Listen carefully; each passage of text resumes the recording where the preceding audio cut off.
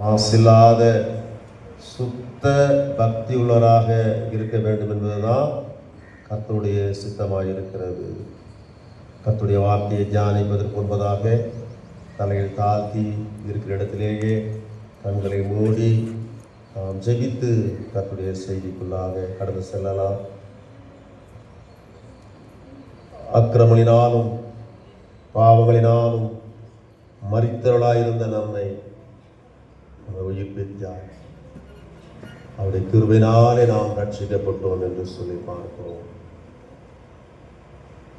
அருவினிலே என்னை கண்டவரே, கிருபையினால் என்னை அடைத்தவரே, தாயின் கருவினிலே என்னை கண்டவரே, கிருபையினால் என்னை அடைத்தவரே, கோடி ஸ்தோத்திரம் கோடி ஸ்தோத்திரம் கோடி ஸ்தோத்திரம் பல கோடி ஸ்தோத்திரம், கோடி ஸ்தோத்திரம் கோடி ஸ்தோத்திரம் கோடி ஸ்தோத்திரம் பல கோடி ஸ்தோத்திரம். அருவினிலே என்னை கண்டவரே, கிருபையினால் என்னை அழைத்தவரே, அருவினிலே என்னை கண்டவரே.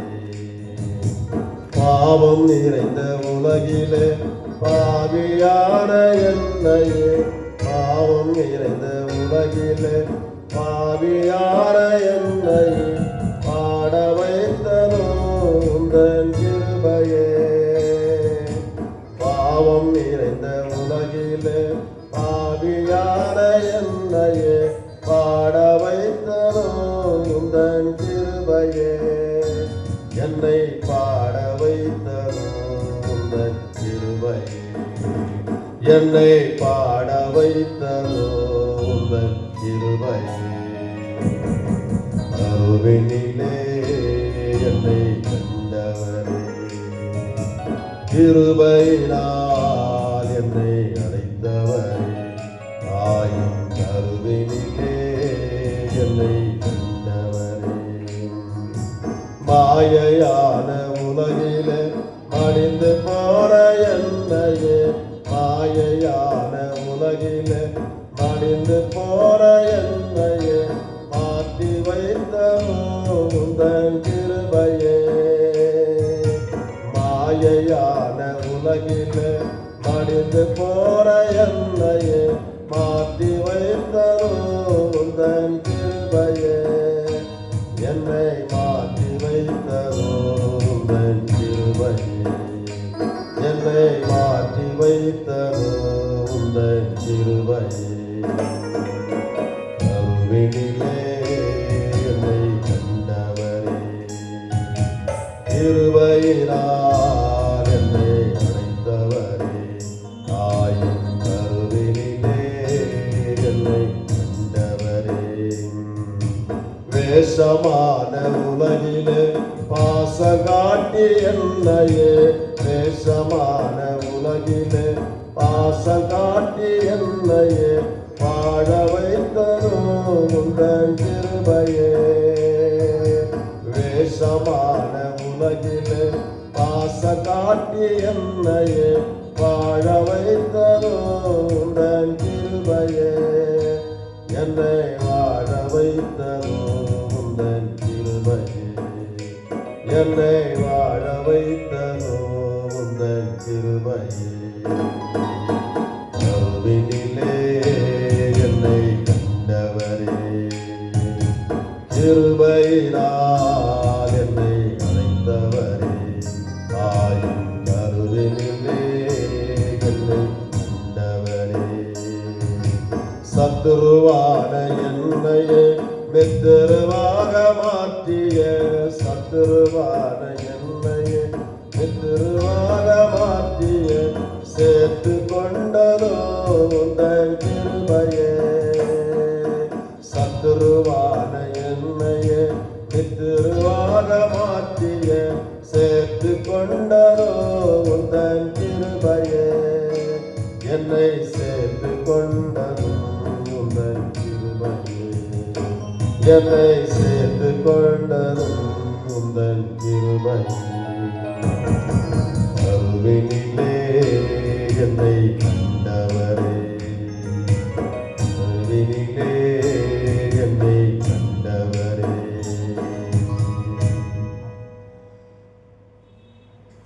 எங்களை அதிகமாக நேசிக்கிற பரலோக பிதாவே, இந்த பரிசுத்த நாளுக்காக நன்றியோடு துதிக்கிறோம், நன்றியோடு உம்மை ஸ்தோத்திரிக்கிறோம்.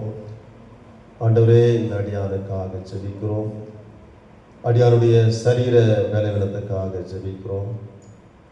பலவீனத்திலே என் பலன் பூரணமாக இருக்கும் என்று வேதம் சொல்வது போல ஆண்டவரே, இந்த அடியானை கூட நீ பலத்தால் இடை கட்ட வேண்டுமா ஜெபிக்கிறோம். என்னை பலப்படுத்துகிற கிறிஸ்துனாலே எல்லாவற்றையும் செய்ய எனக்கு பலன் உண்டு என்று அப்போஸ்தலனாகிய பவுல் சொல்வது போல இந்த அடியானை கூட பலப்படுத்தி ஆண்டவரே நீர் பேச வேண்டுமா என்று ஜெபிக்கிறோம். பரிசுத்த ஆவியானவரே, இந்த அடியானுக்கு உதவி செய்யும் ஆண்டவரே. நீதாமே எங்களோடு இடைபடும், எங்களோடு பேசும், எங்களை ஆசீர்வதியும். இயேசு கிறிஸ்து மூலமாக வேண்டிக் கொள்கிறேன் நல்ல பிதாவே, ஆமென். அல்லேலூயா, அல்லேலூயா, அல்லேலூயா. மீண்டுமாக இந்த ஆராதனைக்கு வந்திருக்கிற, பரிசுத்த ஆராதனைக்கு வந்திருக்கிற அனைவருக்கும் வாழ்த்துக்களையும் ஸ்தோத்திரங்களையும் தெரிவித்துக் கொள்கிறேன். அன்பான தேவ பிள்ளைகளே, ஆதியாகமம் 31 அதிகாரம் 42 வசனத்திலே வாசிக்கும் பொழுது நம்முடைய முற்பிதாக்கள் சொல்லுகிறார்கள், நம்முடைய ஆண்டவரை குறித்து சொல்றாங்க. அவர் யாருன்னு சொன்னா பயபக்திக்குரியவர் என்று சொல்றாங்க. அவர் யார்? அவரை பயபக்திக்குரியவர். நாம் ஆராதிக்கிற ஆண்டவர், நாம் தொழுது கொள்ளுகிற ஆண்டவர், நாம் விசுவாசிக்கிற ஆண்டவர், அவர் எப்படிப்பட்டவர் என்று சொல்லுகிறார்கள்? அவர் பயபக்திக்குரியவர். முற்பிதாக்கள் சொல்றாங்க, முற்பிதாக்களான ஆபிரகாம், ஈசாக்கு, யாக்கோபு போன்ற முற்பிதாக்கள் சொல்றாங்க, நம்முடைய ஆண்டவர் எப்படிப்பட்டவர் என்று சொன்னால் அவர் பயபக்திக்குரியவர். அல்லேலூயா, அல்லேலூயா. லேவியராகமம் 19 அதிகாரம் 30 வசனத்தோட வாசிக்கும் பொழுது அங்கே சொல்லுகிறார், அதாவது என் ஓய்வு நாட்களை ஆசரித்து என் பரிசுத்த ஸ்தலத்தை குறித்து பயபக்தியாக இருப்பீர்களா, நான் கர்த்தர். லேவியராகமத்தில் 19 அதிகாரத்தில் 30 வசனத்தில் வாசிக்கிறோம். அதே லேவியராகமம் 26 அதிகாரத்தில் 2வது வசனத்திலே வாசிக்கிறேங்க. அதாவது என் பரிசுத்த ஸ்தலத்தை குறித்து பயபக்தியாக இருப்பீர்களா. அல்லேலூயா, அல்லேலூயா. நாம் இருக்கிற இந்த இடம் எப்படிப்பட்ட ஒரு இடம் எதுங்க? பரிசுத்த ஸ்தலம். என் பரிசுத்த ஸ்தலத்தை குறித்து பயபக்தியாக இருப்பீர்களா. அல்லேலூயா, அல்லேலூயா. நம்முடைய ஆண்டவர் பயபக்திக்குரியவர். நாம் ஆராதிக்கிற இந்த இடம் எப்படிப்பட்ட ஒரு இடம் எதுங்க? பயபக்திக்குரிய ஒரு இடமாக இருக்கிறது. சங்கீதம் 5ஆம் சங்கீதம் 7ஆம் வசனத்துல அங்கே தாவீது சொல்றாரு, நான் பயபக்தியுடன் பணிந்து கொள்வேன்னு சொல்றாருங்க. தேவனுடைய சமூகத்திலே, தேவ ஆலயத்திலே நான் எப்படி பணிந்து கொள்வேன்னு சொல்றாருங்க? பயபக்தியுடன் பணிந்து கொள்வேன். அல்லேலூயா, அல்லேலூயா. அன்பான தேவ பிள்ளைகளே, பயபக்திக்குரியவரை நாம் என்ன பண்ணணுமா? பயபக்தியோடு பணிந்து கொள்ள வேண்டும். தாவீது பயபக்தியோடு பணிந்து கொள்வேன் என்று சொல்வதை நாம் பார்க்கிறோம். சங்கீதம் 22 சங்கீதம் 23 வசனத்தில் கூட அங்கே தாவீது ராஜா சொல்றாரு, என்ன சொல்றாருன்னா, இஸ்ரவேல் வம்சத்தாரே, இஸ்ரவேல் வம்சத்தாரே, நீங்கள் எல்லாரும் அவர் பேரில் பயபக்தியாயிருங்கள். நீங்கள் எல்லாரும் இங்க வந்திருக்கிற நீங்கள் எல்லாரும் அவர் பேரில் எப்படி இருங்க? பயபக்தியாயிருங்க. யோனா 1 அதிகாரம் 9 வசனத்துல அவர் சொல்றாரு, யோனா சொல்றாரு, நான் பயபக்தி உள்ளவன் சொல்றாரு. நான் எப்படிப்பட்டவன்? பயபக்தி உள்ளவன். உங்களை போல என்னை போல ஒரு மனுஷனாகிய அந்த யோனா சொல்றாரு, நான் பயபக்தி உள்ளவன். அல்லேலூயா, அல்லேலூயா. எபிரேயர் 11:7 கூட வாசிக்கும் போது அங்கே நோவா பயபக்தி உள்ளவனாய் காணப்பட்டான் என்று சொல்லி வேதத்திலே வாசிக்கிறோம். அல்லேலூயா, அன்பான தேவ பிள்ளைகளே, அதாவது இன்னைக்கு எது பயபக்தி என்பதை குறித்து நம்ம தியானிக்க போகிறோங்க. எது உண்மையான பயபக்தி என்பதை குறித்து நாம் பார்க்க போறோங்க. அது முதலே வாசித்தோம். யாக்கோபு 1:27 வாசித்தோம்.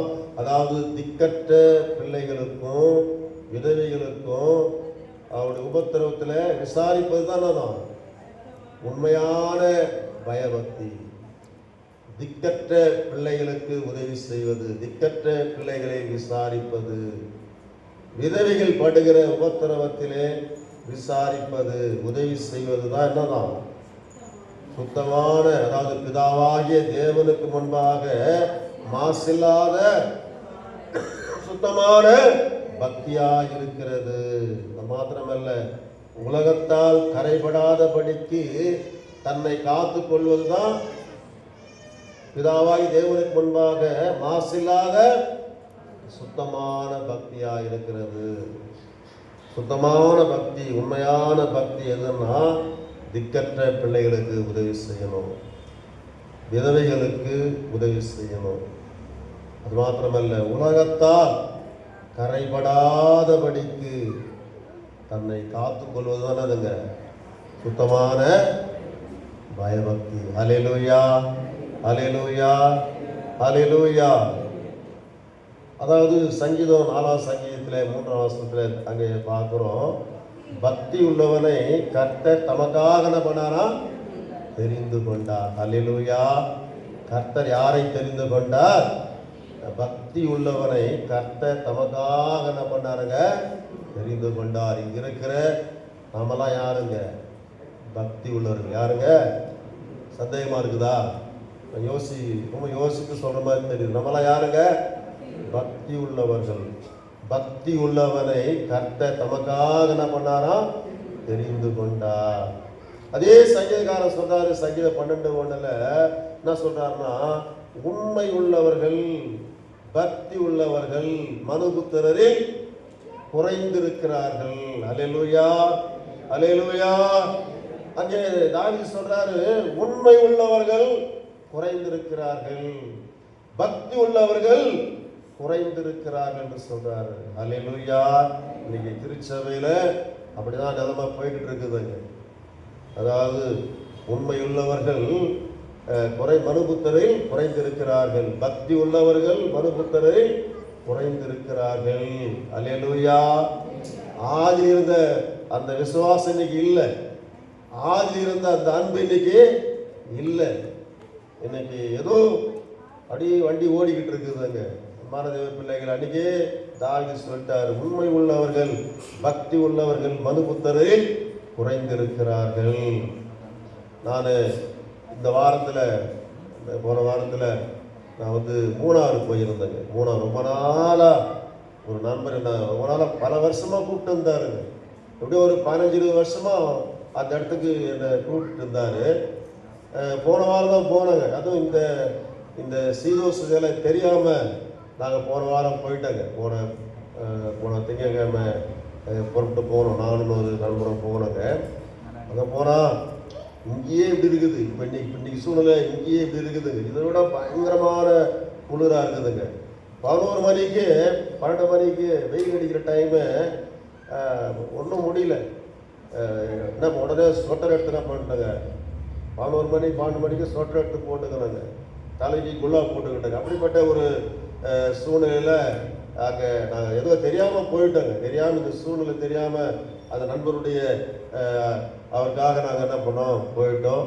கர்த்தருடைய கிருபை எங்களை ஆண்டவர் சுகபத்திரமாக பாதுகாத்தார். எந்த ஒரு ஆபத்து இல்லாதபடி பாதுகாத்தார். ஆனாலும் நாங்கள் அந்த இடத்துல பாருங்கள், ஒரு இடத்துக்கு போயிட்டு இருந்தாங்க. என்ன இடம்னு சொன்னால், மூணாறில் ராஜமலைன்னு ஒரு இடம், ராஜமலை என்கிற ஒரு இடத்துக்கு நாங்கள் போயிட்டுருக்குறோம். அப்படி போனாங்க. அந்த வழியில் பார்த்தீங்கன்னு சொன்னால், போகிற வழியில் ஒரு 20-25 பேர் இருக்குங்க. 20-25 பேர் பச்சை ட்ரெஸ்ஸு போட்டுக்கிறாங்க. எல்லாரும் பச்சை வேஷ்டி, பச்சை சட்டை, பச்சை டவல் போட்டுக்கிட்டு நடந்து வந்துக்கிறாங்க. என்ன அப்படின்னு கேட்டாக்கா, இவங்கெல்லாம் எங்கே போகிறாங்களாம்? நடைபயணமா பழனி மலைக்கு போகிறாங்களாம். கேரளாவிலேருந்து எங்கே போகிறாங்க? பழனி மலைக்கு போகிறாங்க. அப்போ தான் நாங்கள் ஒரு 5 பாஸு பாருங்க, நம்ம ஜனங்களுக்கு இருக்கிற பயபக்தி விட இவங்களுக்கு எப்படி இருக்குது? பயபக்தி அதிகமாக இருக்குது. எப்படியும் ஒரு 150-200 கிலோமீட்டர் இருக்குங்க. 150-200 கிலோமீட்டருக்கு அவங்க நடந்தே என்ன பண்ணுறாங்க? பழனி மலைக்கு, பழனி கோயிலுக்கு, முருகன் கோயிலுக்கு போகிறாங்கன்னு சொன்னாங்க. பாருங்க, அவங்க பக்திக்கும் நம்ம பக்திக்கும் கொஞ்சம் கொஞ்சம் எவ்வளோ வித்தியாசம் பாருங்க.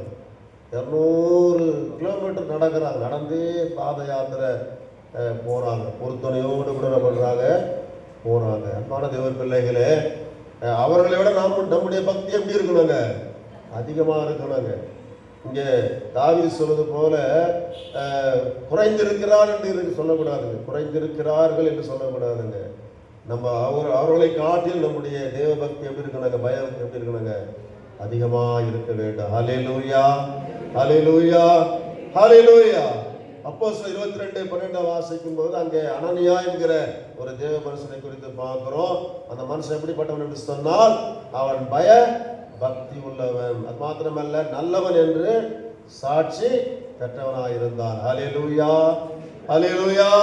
பாருங்க, பைபிள்ல வாசிக்கிறோம், அனனியா என்கிற ஒரு தேவ மனுஷன் எப்படிப்பட்டவனாக இருந்தார்? அவர் பக்தி உள்ளவனாக, நல்லவன் என்று சாட்சி பெற்றவனாக இருந்தார் என்று சொல்லி பார்க்கிறோம். எபிரேயர் 12:28 வாசிக்கும் போது, நாம் பயத்தோடும் பக்தியோடும் என்ன பண்ணணுமா? தேவனுக்கு பிரியமான ஆராதனை செய்ய வேண்டும். ஹல்லேலூயா, ஹல்லேலூயா. நாம் எப்படி ஆராதனை செய்ய வேண்டுமா? பயத்தோடும், நாம் பயத்தோடும் பக்தியோடும் தேவனுக்கு பிரியமாய் ஆராதனை செய்ய வேண்டும். ஆகையால் அன்பான தேவ பிள்ளைகளே, தேவ பக்தி, அந்த தேவ பக்தி எதுன்னு சொன்னால், அதாவது நம்ம கர்த்தரோடு கூட நல்ல ஒரு உறவில் இருக்கணுங்க. அவரோடு கூட உறவாடணும். கர்த்தருக்கும் நமக்கு இடையே ஒரு நல்ல உறவு இருக்கணும். அதுதான் உண்மையான ஒரு பக்தி. அதை காட்டிலும் பாருங்க, திக்கற்ற பிள்ளைகளுக்கு உதவி செய்வது ஒரு சுத்தமான பக்தி என்று சொல்லப்படுகிறது. விதவைகள் படுகிற உபத்திரவத்தில் விசாரிக்கிறது, உதவி செய்வது சுத்தமான பக்தி என்று சொல்லப்படுகிறது. அது மாத்திரமல்ல, உலகத்தால் கரைபடாதபடிக்கு தன்னை காத்து கொள்வது சுத்தமான பக்தி. ஹல்லேலூயா, ஹல்லேலூயா. நாம் எப்படி இருக்கணுங்க? சுத்தமான பக்தி நமக்கு இருக்கணுங்க. மாசில்லாத சுத்தமான பக்தி இருக்கணும். உலகத்தால் நம்ம என்ன பண்ணாதுங்க? கரைபடக்கூடாது. ஹல்லேலூயா, ஹல்லேலூயா. அதாவது ஒரு உதாரணத்துக்கு சொல்லுவாங்க, 2 விதமான பக்தி இருக்குதான். ஒன்று குரங்கு பக்தி, ஒன்று பூனை பக்தின்னு சொல்லுவாங்க. குரங்கு பக்தி, பூனை பக்திக்குவாங்க. குரங்கு என்ன பண்ணுங்க? குரங்கு குட்டி யாரை கெட்டியாக குடிச்சிக்குங்க. அந்த குரங்கு மரத்துக்கு தாவும் போது அந்த குரங்கு குட்டி யாரை குடிச்சிக்கும்? அந்த தாயை என்ன பண்ணுதுங்க? கெட்டியாக குடிச்சிக்குது இல்லையா? அது மாதிரி நாம் என்ன பண்ணணுமா? அது மாதிரி நம்ம ஆண்டவர் என்ன பண்ணணுமா? கெட்டியாக குடிச்சிக்கணுங்க. ஹல்லேலூயா, ஹல்லேலூயா. கடவுளை தாமாக சென்று பிடித்து கொள்வது தான் குரங்கு பக்தி. இந்த பூனை பக்தின்றது பாருங்க, பூனைக்குட்டி என்ன பண்ணுங்க? யாரை நம்பி இருக்குங்க? அந்த தாய் பூனையை நம்பி தான் இருக்குங்க. அந்த தாய் பூனை தான் என்ன பண்ணுங்க? தூக்கிட்டு போகுங்க. அந்த பூனைக்குட்டியை தாய் பூனை தான் தூக்கிட்டு போவாங்க எங்கே போனாலும். அப்பப்போ இடத்த மாற்றும் போது அப்போ அந்த பூனைக்குட்டி எல்லா பொறுப்பை யார் மேலே போட்டுதுங்க? தாயிடம் கொடுத்து விடுகிறது. தாயே பார்த்து சொல்லி அந்த பொறுப்பை தாய்கிட்ட கொடுத்து விடுது. அது மாதிரி தான் இன்னைக்கு நிறைய பேர் என்ன பண்ணுறாங்க? கடவுள் பார்த்து கொள்ளட்டும் என்று சும்மா இருக்கிறாங்க. கடவுள் பார்த்துக்கிட்டா அப்படின்னு சொல்லி சும்மா இருக்கிறாங்க. இதுதான் என்ன பக்தி? இது பூனை பக்தி. அன்பான தேவ பிள்ளைகளே, அதாவது உண்மையான பக்தி, அந்த மாசில்லாத பக்தின்னு சொன்னால், அதாவது கடவுளுக்கும் நமக்கும் நல்ல ஒரு உறவு இருக்கணுங்க. அதாவது இறை பக்தியுடன் இறை நம்பிக்கை கலந்த ஒரு நல்ல செயல் நாம் செய்யணுங்க. அதுதான் உண்மையான பக்தி என்று சொல்லப்படுகிறது. தாழ விழுந்து வணங்குவதும் பக்தி தான், பணிந்து வணங்குவதும் பக்தி தான், உடலை ஒருத்து வணங்குவதும் பக்தி தாங்க. இந்த பக்தி உண்மையுள்ள பக்தியாக இருந்தாலும், அதாவது உண்மையான பக்தி எது என்பதை குறித்து ஒரு 3 பாயிண்ட் சொல்லி நான் முடிக்க போறேங்க. ஒரு 3 பாயிண்ட். முதல்ல மீகா 6:8 வாசிக்கிறோம். மனுஷனே, நன்மை இன்னதென்று அவர் உனக்கு அறிவித்திருக்கிறார். நியாயம் செய்து இரக்கத்தை சிநேகித்து உன் தேவனுக்கு முன்பாக மனத்தாழ்மையாய் நடப்பதை அல்லாமல் வேற எண்ணத்தை கர்த்தரிடத்தில் கேட்கிறார். அல்லேலூயா, அல்லேலூயா. இதன் மூலமாக நாம் தெரிந்து கொள்ளக்கூடிய ஒரு காரியம் என்னன்னு சொன்னா, அதாவது கடவுள் விருப்பத்தை நம்ம நிறைவேற்ற வேண்டும். கடவுள் விருப்பத்தை நிறைவேற்றுவதுதான் உண்மையான பக்தி. அல்லேலூயா, அல்லேலூயா. அதாவது இங்க மீகா சொல்றாரு, நேர்மையை கடைபிடி, நேர்மையை கடைபிடி. அதாவது இரக்கம் செய், இரக்கம் செய். அதுதான் ஆண்டவர் கிட்ட எதிர்பார்க்கிறது. அதுதாங்க அன்பானவர்களே, கடவுளுடைய விருப்பம் என்னன்னாக்கா, கர்த்தருடைய பிள்ளைங்க, ஆண்டுடைய பிள்ளைங்க நேர்மையா இருக்கணுங்க, நேர்மையை கடைபிடிக்கணுங்க. அதாவது நியாயத்தை கடைபிடிக்கணும், நியாயம் செய்யணுங்க. அதே போல இரக்கம் கொள்ள வேண்டும், இரக்கம் செய்கிறவர்களாக இருக்க வேண்டும். அதுதான் உங்கள்கிட்ட ஆண்டவர் எதிர்பார்ப்பது. அதுதாங்க, இதுதான் கர்த்தருடைய விருப்பம். கர்த்தருடைய விருப்பத்தை நிறைவேற்றுவது தான் உண்மையான பக்தி என்று சொல்லப்படுகிறது. அன்பான தேவ பிள்ளைகளே, நாமெல்லாம் கிறிஸ்தவர்கள், நாமெல்லாம் ஞானஸ்தானம் பெற்றவர்கள். அதனால நாமெல்லாம் கர்த்தரை விசுவாசிக்கிறவர்கள். நம்ம கிட்ட என்ன இருக்கணுமா? நேர்மை இருக்கணுமா? என்ன இருக்கணும்? நேர்மை. அந்த நேர்மையை நாம் தொடர்ந்து கடைபிடிக்கணும், நியாயத்தை தொடர்ந்து நாம் கடைபிடிக்கணும். அதே போல இரக்கம் இருக்கணும், நம்ம கிட்ட இரக்கம் காணப்பட வேண்டுங்க. அன்பான தேவ பிள்ளைகளே, இந்த மீகா தீர்க்கதரிசி பாருங்க, அந்த காலத்துல அதாவது இஸ்ரவேல் மக்கள் மத்தியில கர்த்தருடைய ஊழியம் செய்தார். குறிப்பாக யோயாக்கீம் என்ற ராஜா காலத்துல தான் இவர் என்ன பண்ணாருங்க? ஊழியம் செய்தாரு. அந்த காலத்துல பார்த்தீங்கன்னு சொன்னா, ஜனங்கள், இஸ்ரவேல் ஜனங்கள் என்ன பண்ணாங்களாம்? நேர்மையற்று நடந்தார்கள், தீய செயல்கள் செய்தார்கள், ஏழைகளை ஏமாற்றினார்கள், அனாதைகளை நசுக்கினார்கள். பக்தி என்கிற பெயரில் பலி செலுத்தினாங்க. ஆனா நேர்மையாய் நடக்கல, உண்மையாய் நடக்கல, நியாயமாய் நடக்கல, தீய செயல்களை செய்தார்கள், ஏழைகளை ஏமாற்றினார்கள், அனாதைகளை என்ன பண்ணாங்க? நசுக்கினாங்க. அதாவது இது கடவுளுக்கு ஏற்றுக்குமா? இது கடவுளுக்கு ஏற்காது. கடவுளுடைய விருப்பத்தை நிறைவேற்ற நாம் என்ன பண்ணணுங்க? உண்மையும் நேர்மையும் இரக்கமும் உள்ளவர்களாக காணப்பட வேண்டும். ஹல்லேலூயா, ஹல்லேலூயா. அதுதான் இறைவனின் விருப்பம், கடவுளின் விருப்பம். அதுதான். நீ நேர்மையா இருக்கணுங்க, அதாவது நீ இரக்கமுள்ளவனா இருக்கணும், தாழ்மையுள்ளவனா இருக்கணுங்க. ஆகினால் அன்பான தேவ பிள்ளைகளே, நேர்மை ரொம்ப ரொம்ப முக்கியங்க. நேர்மை, உண்மை, இரக்கம், தாழ்மை முக்கியங்க. அதுதான் இங்க நீங்க 6:8 சொல்றாரு. நீங்க தாழ்மையா இருப்பதை கர்த்தர் விரும்புறாரு, நேர்மையா இருக்கிறத கர்த்தர் விரும்புறாரு, நீ இரக்கம் செய்வதை கர்த்தர் என்ன பண்றாரு? விரும்புகிறார். அதுதான் உண்மையான பக்தி. ஹல்லேலூயா, ஹல்லேலூயா, ஹல்லேலூயா. இறைமையா 22:3 வாசிக்கும் போது அந்த நேர்மையற்ற மக்களை பார்த்து அங்க கர்த்தருடைய வார்த்தை சொல்லப்படுகிறது, நீதியுடன் நேர்மையுடன் நடந்து கொள்ளுங்கள். ஹல்லேலூயா. அங்க இறைமையா சொல்றாரு, நேர்மையற்று இருக்கிறாங்க, நேர்மை இல்லாம இருக்கிறாங்க, நீதி இல்லாம இருக்கிறாங்க. அந்த ஜனங்களை பார்த்து சொல்றாரு, நீதியுடன் நேர்மையுடன் நடந்து கொள்ளுங்கள். அது மாத்திரமல்ல, ஒருவருக்கொருவர் சகரியா 7:9 சகரியா சொல்றாரு, ஒருவருக்கொருவர் அன்பாயிருங்க, ஒருவருக்கொருவர் பண்ணுங்க, கருணையை காட்டுங்க. அது மாத்திரமல்ல, விதவைகளை ஒடுக்க வேண்டாம், அனாதைகளை ஒடுக்க வேண்டாம், அந்நியரை ஒடுக்க வேண்டாம், ஏழைகளை ஒடுக்க வேண்டாம், தன் சகோதரனுக்கு எதிராக தீமை செய்ய மனதால் கூட நம்மளாம் நினைக்க வேண்டாம் சொல்றார். தன்னுடைய சகோதரனுக்கு எதிராக தீமை செய்ய, அதாவது தன்னுடைய மனசாவோட நம்மளாம் நினைக்க கூடாதுன்னு சொல்லி அங்கே சகரியா சொல்றா பார்க்கிற பிரிமானங்களே. அதனால உண்மையான பக்தி இதுதாங்க. இந்த பக்தி தான் கர்த்தர் விரும்புகிறார். கர்த்தருடைய விருப்பத்தை நிறைவேற்றணுங்க. நம்ம நேர்மையாக, இரக்கமுள்ளவர்களாக, தாழ்மையுள்ளவர்களாக நம்ம என்ன பண்ணணுங்க, காணப்படணும். இதுதான் கர்த்தர் எதிர்பார்ப்பது, கர்த்தர் விரும்புவது. ஆகினால முதலாவது பாருங்க, அதாவது கடவுள் விருப்பத்தை நிறைவேற்ற வேண்டும்.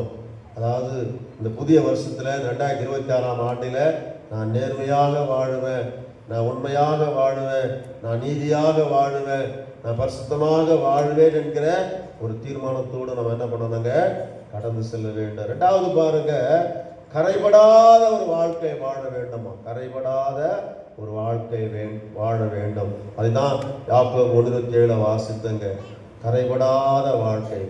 உலகத்தால் நம்ம என்ன பண்ணக்கூடாதுங்க, கரைபடாதபடி நாம் வாழ வேண்டும். பிரியமானங்களே, தூய்மையான ஒரு மாசற்றதமான ஒரு வாழ்க்கை நாம் என்ன பண்ணணுங்க, வாழ வேண்டும். ஹல்லேலூயா, ஹல்லேலூயா. அதாவது உலகத்தால் கரைபடாதபடி தம்மை காத்துக் கொள்வதுதான் உண்மையான பக்தி. ஹல்லேலூயா, ஹல்லேலூயா, ஹல்லேலூயா. அது மாத்திரமல்ல, அதாவது துன்புறும் அனாதையை நம்ம என்ன பண்ணணுமா, அவங்கள கவனிக்கணும். அதே போல துன்புறும் கைம்பெண்களை நாம் என்ன பண்ணணுமா, அவங்களை கவனிக்கணும், அவங்களுக்கு உதவி செய்யணும். யாக்கோபு, அதாவது யாக்கோபு அவருடைய நிருபத்தில் என்ன பண்ணுறாரு, அவருடைய நிருபம் உலகெங்கும் சிதறி இருக்கிற 12 கோத்திர மக்களுக்கு எழுதுறாருங்க. உலகெங்கும் சிதறி இருக்கிறாங்க 12 கோத்திரத்தாரும் உலகம் முழுவதும் பரவி இருக்கிறாங்க. அவர்களுக்காக தான் இந்த யாக்கோபு நிருபத்தை என்ன பண்ணிக்கிறாரு, எழுதியிருக்கிறாரு. அதாவது கிறிஸ்தவர்கள் என்ன பண்ணணுமா, பிழையின்றி, அதாவது அவர்கள் கரையின்றி வாழ வேண்டும் என்பதை குறித்து தான் யாக்கோபு நிருபத்தில் அவர் எழுதியிருக்கிறாரு. கர்த்தருடைய பிள்ளைங்க கிறிஸ்தவங்க, அவங்க அதாவது பிழையின்றி செய்து முடிக்க வேண்டும், அன்றாட கடமைகளை பிழையின்றி செய்து முடிக்க வேண்டும், கரைபடாத வாழ்க்கை வாழ வேண்டும் என்பதை குறித்து தான் யாக்கோபு தன் நிருபத்தில் எழுதுகிறாரு. ஹல்லேலூயா, ஹல்லேலூயா. அதாவது நம்ம கரை படிவது ரொம்ப ரொம்ப ஈஸி. கரை பட்டுடணும்னா அது உடனே கரையை பட்டுடணும். ஆனால் கரை படிந்து விடாமல் வாழ்வது மிக மிக கஷ்டங்க. அதனால கரை படிந்து விடாமல் வாழ்வது தான் வாழ்க்கை. அதாவது நாம் கரைபடாத ஒரு வாழ்க்கை நாம் என்ன பண்ணணுங்க, வாழ வேண்டும். ஹல்லேலூயா, ஹல்லேலூயா. கரை சொன்னா என்ன தெரியுமா, பெருமை ஒரு கரை, ஆணவம் ஒரு கரை, ஆடம்பரம் ஒரு கரை. இந்த பெருமை நம்ம என்ன பண்ணக்கூடாதுங்க, கரைப்படுத்தி விடக்கூடாது. ஆணவம் நம்ம என்ன பண்ணக்கூடாதுங்க, கரைப்படுத்தி விட கூடாது. ஹல்லேலூயா.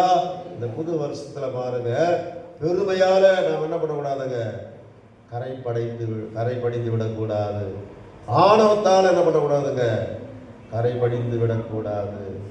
அதே போல ஆடம்பரத்தால் என்ன பண்ணக்கூடாது, கரைப்படிந்து விட கூடாது. அந்த காலத்துல அதாவது யோயாக்கீம் என்று ராஜா அரசாளும் போது பாருங்க, எருசலேம் அரசாளுகிறார். அப்படி அரசாளும் போது பாபிலோனிலிருந்து நேபுகாத் நேச்சார் என்று சொல்லக்கூடிய ஒரு ராஜா என்ன பண்றான், படையெடுக்கிறான். கர்த்தருடைய பிள்ளையான யோயாக்கீம் மீது படையெடுத்து என்ன பண்றான், தேவாலயத்தை சூறையாடுறாங்க. தேவாலயத்தில் இருக்கிற பாத்திரத்தை எல்லாம் எடுத்துட்டு போயிடறான். அங்க இருக்கிற பாத்திரங்கள், அந்த காலத்துல எருசலேம் தேவாலயத்தில் அநேக பாத்திரங்கள் காணப்பட்டது. அந்த பாத்திரங்கள்லாம் வெள்ளியும் பொண்ணுமானவைகள். அது எல்லாத்தையும் என்ன பண்ணாங்க, நேபுகாத் நேச்சார் அவனுடைய சொந்த நாட்டுக்கு எடுத்து கொண்டு போயிட்டான். அது மாத்திரமல்ல, அந்த எருசலேமில் அழகுள்ள, ஞானமுள்ள, அறிவிலே, உணர்விலே, கல்வியிலே சிறந்து காணப்பட்ட திறமையான வாலிபர்களை என்ன பண்ணாங்க, இங்கிருந்து கொண்டு போனாங்க. அவங்க தான் யாருங்க, சாத்ராக், மேஷாக், ஆபேத்நேகோ, அதே போல தானியேல்.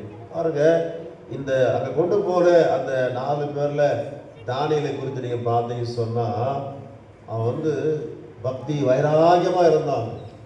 கரைபடாத ஒரு வாழ்க்கை வாழணும், பரிசுத்தமான ஒரு வாழ்க்கை வாழ வேண்டும் என்று சொல்லி அவன், அதாவது பக்தி வைராகியத்தோடு இருந்தாங்க, ஒரு தீர்மானத்தோடு கூட இருந்தாங்க. அவன் ராஜாவுடைய அரண்மனையில வேலை செய்யறான். ராஜாவுடைய அரண்மனையில ஆடம்பர வசதி, ஆடம்பரமான உணவு, சாதாரண உணவா? ராஜாவுக்கு ராணிக்கு வர்ற உணவு எப்படிப்பட்ட உணவு அதுங்க? ஒரு ஆடம்பரமான உணவு, ரொம்ப காஸ்ட்லியான ஃபுட்டு பாருங்க. அந்த அந்த ஃபுட்டு வந்து அவங்க விக்கிரகத்துக்கு படைச்சு தான் பண்ணுவாங்க, கொண்டு வந்து சாப்பிடுவாங்க. தானியல் பாருங்க, அது விக்கிரகத்துக்கு படைத்து கொண்டு வந்த ஒரு விலை உயர்ந்த உணவு என்று சொல்லி அந்த உணவை சாப்பிடாம பாருங்க, அவன் அதை சாப்பிடாம சாதாரணமாக இந்த மரக்கறி காய்கறி உணவு என்ன பண்ணான்னா அவன் சாப்பிட்டான்னு சொல்லி பைபிளை வாசிக்கிறாங்க. அதாவது பாருங்க, அரசனின் சிறப்பு உணவு அந்த திராட்சை ரசத்தினால என்ன பண்ணக்கூடாது, கரைப்பட்டு விடக்கூடாது என்று சொல்லி தன் உள்ளத்தில் உறுதியான ஒரு தீர்மானத்தோடு இருந்தாங்க.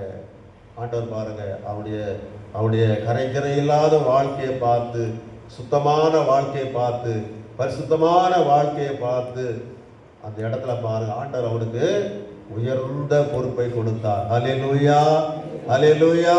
அன்பானவர்களே, நாம் கூட கரையில்லாத ஒரு வாழ்க்கை, பரிசுத்த வாழ்க்கை வாழும்போது கர்த்தர் நம்மை உயர்த்துவார். தானியேலை உயர்த்தின ஆண்டவர் அந்த இடத்துல பாருங்க, தானியேலை உயர்த்தினார். காரணம், அவன் உண்மை உள்ள பக்தியுடனாய் இருந்தாங்க, மாசற்ற பக்தியுடனாய் இருந்தாங்க. ஆண்டவர் அவனை இந்த இடத்துல உயர்த்தினார். அதே நேபுகாத்நேச்சார், இந்த பாபிலோன் அரசன் பாருங்க, அவன் பெருமை கொண்டான். இது நான் கட்டின பாபிலோன் அல்லவா அப்படின்னு சொல்லி அவன் பெருமைப்பட்ட அவனை ஆண்டவனா பண்ணாருங்க, புல்ல மேய விட்டாரு. பாருங்க, ஒரு ராஜாவை, ஒரு அரசனை, அதுவும் வல்லமை பொருந்திய அரசாவன், சாதாரண அரசன் கிடையாது. அவன் பயங்கரமான ஒரு பராக்கிரமசாலியான அவனை பாருங்க ஆண்டவர் பாருங்க, அவர் நினைச்சா என்ன வேணா பண்ணுவாருங்க. அப்பேற்பட்ட பலம் வாழ்ந்த ராஜாவை புல்லு மேய வச்சுட்டாருங்க. அதுதாங்க, அதாவது கர்த்தர் பாருங்க, பெருமையால அகம்பாவத்தால ஆர்வத்தால காணப்பட்ட தன்னை கரைப்படுத்தி கொண்ட அந்த அந்த நேபுகாத்நேச்சரை கீழான நிலைக்கு ஆண்டவர் கொண்டு வந்துட்டாருங்க, தாழ்ந்த நிலைக்கு கொண்டு வந்தாருங்க. அதுதான் ஆண்டவர் எல்லாத்தையும் பார்க்குறாருங்க. உங்கள் உள்ளத்தை ஆண்டவர் பார்க்குறாரு. நீ கரைக்கரையில்லாத வாழ்க்கை வாழுகிறாய் என்பதை பார்க்குறாரு. அதுதான் உண்மையான பக்தி. ஆகினால் அன்பான தேவ பிள்ளைகளே, நாம் என்ன பண்ணணுங்க, கரையில்லாத ஒரு வாழ்க்கை வாழ வேண்டுங்க. யோசேப்பு அப்படிப்பட்ட ஒரு வாழ்க்கை வாழ்ந்தாருங்க. அவன் நினைத்திருந்தா பாவத்தில் விழுந்திருக்கலாங்க. அந்த ராஜாவுடைய அரண்மனையில், இந்த ராஜாவுடைய மனைவிடத்தில் அவன் என்ன பண்ணிக்கலாங்க, பாவத்தில் விழுந்திருக்கலாம். ஆனால் அவன் என்ன பண்ணாங்க, பாவத்துக்கு விலகி, ஏன்னா அவனோடு இருக்குது யாருங்க, ஆண்டவர் என்னோடு இருக்கிறார், கர்த்தர் அவரோடு இருக்கிறாருங்க.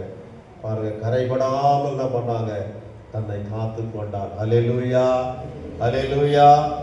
கரைபடாமல் தன்னை காத்து கொண்டாலும் பாருங்க, அதே இடத்துல எங்க அவன் தலை குனிஞ்சானோ, எங்க அவமானப்பட்டானோ, எங்க அவன் சிறைக்கு தள்ளப்பட்டானோ, அதே இடத்துல பாருங்க கர்த்தர் என்ன பண்ணாருங்க, அவனுக்கு உயர்ந்த பொறுப்பை கொடுத்தார். அல்லேலூயா, அல்லேலூயா. அதனால கரைபடாமல் வாழுகிற வாழ்க்கை தானே அதுங்க உண்மையான பக்தி, மாசற்ற பக்தி. அல்லேலூயா, அல்லேலூயா. அதாவது இயேசு கிறிஸ்து கூட மலை பிரசவத்தை சொல்றாரு, மத்தேயு 5:16 சொல்றாருங்க. அதாவது அதை வாசிங்க, மத்தேயு 5:16. இருதயத்தில்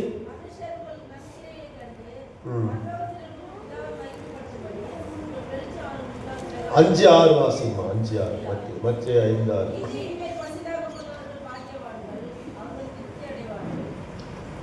இன்னொரு வருஷம், இருதயத்தில் சுத்தம் உள்ளவர்கள் பாக்கியவான்கள், அவர்கள் தேவனை தரிசிப்பார்கள். அல்லேலூயா. 8ஆம் வசனம், 5:8. இருதயத்தில் சுத்தம் உள்ளவர்கள் பாக்கியவான்கள், அவர்கள் தேவனை தரிசிப்பார்கள். அல்லேலூயா. அன்பான தேவப்பிள்ளை, இருதயத்திலே சுத்தம் இருக்கிறாங்க, இருதயம் கரைப்படக்கூடாதுங்க. இன்னும் சொல்ல போனாக்கா, அந்த மலை பிரசனத்தில் ஆண்டவர் சொல்றாரு, பெருமை வேண்டாம், பொறாமை வேண்டாம், உலக இச்சை வேண்டாம்னு சொல்லி இதெல்லாம் சொல்றாரு. கரைப்படுத்தி கொள்ளாம உண்மையோடு கூட வாழுங்கன்னு சொல்றாரு. அன்பான தேவ பிள்ளைகளை, நாம் தூய்மை உள்ள ஒரு வாழ்வை வாழணும். திரையில்லாத ஒரு வாழ்க்கை வாழும்போது கர்த்தர் நம்மை ஆசீர்வதிக்கிற. கடைசியாய் பாருங்க, அதாவது தான தர்மம் செய்யணுமா. என்ன பண்ணணுமா? மத்தேயு 6 அதிகாரத்தில் 3ஆம் வசனத்தில் வாசிக்கிறோம். வாசிங்க. நீயும்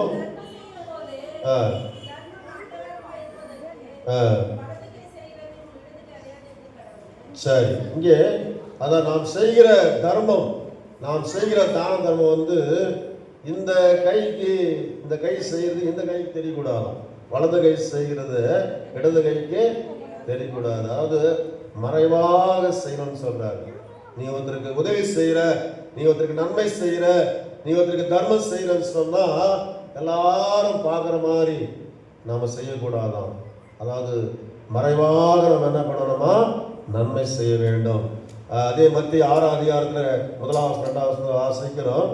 மனுஷன் காண வேண்டும் என்று அவர்களுக்கு முன்பாக உங்கள் தர்மத்தை செய்யாதபடிக்கு எச்சரிக்கையாயிருங்கள். செய்தால் பரலோகத்தில் இருக்கிற உங்கள் பிதாவிடத்தில் உங்களுக்கு பலன் இல்லை. ஆகையால் நீ தர்மம் செய்யும் போது மனுஷரால் புகழப்படுவதற்கு மாயக்காரர் ஆலயங்களிலும் வீதிகளிலும் செய்வது போல உனக்கு முன்பாக தாரை ஊதுவியாதே. அவர்கள் தங்கள் பலனை அடைந்து தீர்ந்தது என்று மெய்யாகவே உங்களுக்கு சொல்லுகிறேன். 3ஆம் வசனம், நீயோ தர்மம் செய்யும் போது உன் தர்மம் அந்தரங்கமாக இருப்பதற்கு உன் வலதுகை செய்கிறதை உன் இடதுகை அறியாதிருக்க கடவுது. ஹல்லேலூயா, ஹல்லேலூயா. அன்பான தேவ பிள்ளைகள், நாம் என்ன பண்ணணுமா? அதாவது தர்மம் செய்யும் போது மற்றவங்க பார்க்கும்படியாக என்ன பண்ணக்கூடாதான், தர்மம் செய்யக்கூடாது. மீகா சொல்றாரு, இரக்கம் கொள்வதில் நாட்டம் கொள்ளுங்க, இதுவே உண்மையான பக்தின்றாரு. இரக்கம் செய்யுங்க, தர்மம் செய்யுங்க, ஆனால் மற்றவர்கள் பார்க்கும்படியாக செய்யாதீங்க. இயேசு சொல்றாரு, எல்லாருக்கும் இரக்கம் கொள்ள நேரம், ஏழை எளியவர்களுக்கு நன்மை செய்யுங்கன்றாரு. இதுவே உண்மையான பக்தின்னு சொல்றாரு. அதாவது மற்றவர்கள் பார்க்கும்படியாக அல்ல, ஆனால் மறைவாக செய்கின்றாரு. ஆனால் அந்த காலத்தில் பார்த்தீங்கன்னு சொன்னால் சமய தலைவர்களும் பரிசேயர்களும் பண்ணாங்களாம், பிறர் பார்க்கும்படியாக செய்தார்கள். லூக்கா 18ஆம் அதிகாரத்தில் நீங்கள் வாசித்தீங்கன்னு சொன்னால் அங்கே பரிசேயர் என்ன பண்ணுறாங்க, மற்றவர்கள் பார்க்கும்படியாக, எல்லாரும் கேட்கும்படியாக என்ன பண்ணுறான், பிறர் காணும் விதத்தில் அவன் என்ன பண்ணுறான், தம்பட்டம் அடிச்சுக்கிறாங்க. தர்மம் செய்கிறத தம்பட்டம் அடிக்கிறாங்க. தற்பெருமை வேண்டாம், தற்பெருமை வேண்டாம். வலது கை செய்வது இடது கைக்கு தெரிய வேண்டாம். கலாத்தியர் 6:9 வாசிக்கும் போது, நன்மை செய்கிறதில் சோர்ந்து போகாமல் இருப்போமாக. ஹல்லேலூயா, ஹல்லேலூயா, ஹல்லேலூயா. அன்பான தேவ பிள்ளைகளே, கடைசியாக நம்ம நீதிமொழிகளோட வாசிக்கும், நீதிமொழி 16 வாசிக்கும் போது, தரித்திரனுக்கு இறங்குகிறவனே பாக்கியமா. அதே நீதிமொழி 21 வாசிக்கும் போது, நேர்மையும் இரக்கத்தையும் கடைபிடித்து நடப்பவர்கள் நீடித்து வாழ்வார்கள், மேன்மையை என்ன பண்ணுவாங்க, அடைவாங்க. மத்தேயு 25 அதிகாரத்தில், அதாவது நன்மையை மறைவாக செய்தவர்கள ஆசீர்வதிக்கப்பட்டவர் என்று சொல்லுகிறாரு. நன்மையை மறைவாக செய்தவர்களை ஆசீர்வதிக்கப்பட்டவர் என்று சொல்றாரு. அதாவது பிறர் காணும்படியாக செய்தவர்களை பார்த்து சொல்றாரு, நித்திய அக்கினியிலே போடப்படுவார்கள். அது மாத்திரமல்ல, அவர்கள் தண்டனை அடைவார்கள் என்று அங்கே சொல்லப்படுது. நாம் பார்க்கணும் புரியுமாறுகளே. அதனால அதாவது நன்மையை செஞ்சவங்க வலப்பக்கத்தில் இருந்தாங்க, மறைவாக நன்மையை செய்யாதவங்க இடது பக்கத்தில் இருந்தாங்க. அவங்களை பார்த்து சொல்றாரு, அதாவது வலப்பக்கத்தில் நன்மையை வந்து மறைவாக செய்தவர்களை ஆசீர்வதிக்கப்பட்டது என்று சொல்லுகிறார். அது மாத்திரமல்ல, இடது பக்கத்தில் இருந்தவர்களை பார்த்து மறைவாக நன்மை செய்வதை பார்த்து சொல்றார், நித்திய அக்கினியிலே போடப்படுவீர்கள் சொல்லுகிறார். அன்பான தேவ பிள்ளைகளே, அதை நம்ம நன்மை செய்யணும், ஆனால் மற்றவர்கள் பார்க்கும்படியாக அல்ல. அதாவது நம்ம மறைவாக என்ன பண்ணணுமா, நன்மை செய்ய வேண்டும். ஹல்லேலூயா, ஹல்லேலூயா. நம்ம நன்மை செய்யறத தம்பட்டை அடித்துக் கொள்ளக்கூடாது. இந்த 3 காரியங்கள், அதாவது உண்மையான பயபக்தி எதுன்னு சொன்னால், அதாவது முதலாவது நாம் என்ன பண்ணணுங்க, கடவுள் விருப்பத்தை நிறைவேற்றும். அவருடைய விருப்பம்னா நம்ம நீதியாக, நேர்மையாக, இரக்கமாக, தாழ்மையாக வாழ வேண்டும் என்பது அவருடைய விருப்பம். அதனுடைய விருப்பத்தை நிறைவேற்ற. 2வது, கரைபடாத ஒரு வாழ்க்கை வாழணும். இன்னைக்கு நம்ம யூடியூப்ல பார்க்குறோம், அதே போல் சில சேனலை பார்க்கும்போது நிறைய காரியங்களை பார்க்குறேன். கரைப்பட்ட வாழ்க்கை, கரைப்பட்ட வாழ்க்கையினால கணவன் அழிவு, மனைவி அழிவு, பிள்ளைகள் பரிதாபம், பிள்ளைகள் கைவிடப்பட்ட நிலை, இப்படிலாம் இன்னைக்கு பார்க்குறாங்க. யூடியூப்பில் அதே போல் மற்ற காரியங்களை பார்க்கும்போது இப்படிலாம் நிறைய பார்க்குறேங்க. அதிகமாக இந்த விபச்சாரம் தாங்க, வேசித்தனம் தாங்க. வேசித்தனத்தினால, விபச்சாரத்தினால கரைப்படுகின்ற ஒரு வாழ்க்கையை வாழ்றதுனால அதில் எத்தனையோ பிள்ளைகள் அனாதையாக்கப்படுகிற நிலைமை பார்க்குறாங்க. சின்ன ஒரு இச்சைக்காக கணவன், நல்ல கணவன் இருந்து கூட பாருங்கள் வேறொருத்தனோட தொடர்பு, நல்ல மனைவி இருந்து கூட வேறொருத்தியோட தொடர்பு பாரு. இப்படி கரைப்படுகிற ஒரு வாழ்க்கை வாழ்வதனால அவர்களுக்கு அழிவு வருகிறது நம்ம பார்க்குறோம். கடைசியில் பிள்ளைகள் பரிதாப நிலைமைக்கு சில நாம் பார்க்குறோம் பிரியமானவர்களே. அதனால நாம் அப்படிப்பட்ட வாழ்க்கை வாழக்கூடாதுங்க. கரைபடாத ஒரு வாழ்க்கை வாழணும். கரைபடாத வாழ்க்கை, குற்றமில்லாத ஒரு வாழ்க்கை, பரிசுத்த வாழ்க்கை வாழ வேண்டும். கடைசியாக தர்மம் செய்யுங்க, நன்மை செய்யுங்க. நன்மை செய்வதில் சோர்ந்து போகாதீங்க, நன்மை செய்யுங்க. கண்டிப்பாக அதற்கேற்ற பலன் உண்டு. இதுதான் உண்மையான பக்தி. இதுதான் உண்மையான பக்தி. தன்னுடைய விருப்பத்தை நிறைவேற்றுவது உண்மையான பக்தி. அதே போல பரிசுத்தமாக வாழ்வது, குற்றமில்லாமல் வாழ்வது, கரையில்லாமல் வாழ்வது உண்மையான ஒரு பக்தி. தர்மம் செய்வது, உதவி செய்வது, நன்மை செய்வது அது உண்மையான பக்தி, மாசற்ற பக்தி. ஆகினால் இதை செய்வோம். தேவனால் மகிமைப்படும். கர்த்தர் தாமே நம்மை ஆசீர்வதித்து வழிநடத்துவாராக. ஆமென்.